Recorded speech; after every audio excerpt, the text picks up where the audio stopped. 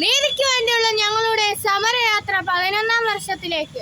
2026 ജനുവരി 3 ഹൈക്കോടതിക്ക് മുന്നിലെ അപകടകരമായ ഞങ്ങളുടെ ഈ വീഡിയോ നിങ്ങൾ കാണുക. നീതി കിട്ടാതെ ഞാൻ മരിക്കുന്നതിനേക്കാൾ ഭേദമല്ലേ ഞങ്ങൾ ഹൈക്കോടതിക്ക് മുന്നിൽ നിൽക്കുന്നത്. ബഹുമാനരായ ന്യായാധിപരെ, നിങ്ങൾ ഞങ്ങളെ കൈവിടരുത്. ഭരണാധികാരികൾ നീതിപീഠത്തിൽ നിന്നും ഞങ്ങൾക്ക് നീതി ലഭിക്കുന്നതിനായി എൻ്റെ പൊന്നോമനകളുടെ കുരുന്നു പ്രായത്തിൽ നിന്നും തുടങ്ങിയ യാത്ര ഇന്നും തുടർന്നുകൊണ്ടേയിരിക്കുന്നു. നിയമസഹായ വേദിയും ഗവൺമെൻറ് വക്കീലും ഞങ്ങളെ സഹായിക്കാത്തതിനാൽ ഞങ്ങളുടെ പരാതികൾ ബഹുമാനപ്പെട്ട ഹൈക്കോടതി ചീഫ് ജസ്റ്റിസിന് തപാൽ വഴി ഞാൻ അയച്ചു കൊടുത്തിരുന്നു. വർഷങ്ങൾ പാഴായതല്ലാതെ ഞങ്ങൾക്ക് നീതി ലഭിച്ചതുമില്ല.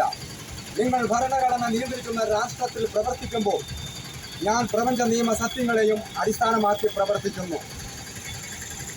ഞങ്ങൾ കോടതിയുടെ പോലീസ് നിൽക്കുന്ന മെയിൻ കവാടത്തിലേക്ക് ഞങ്ങൾ നീങ്ങുകയാണ്.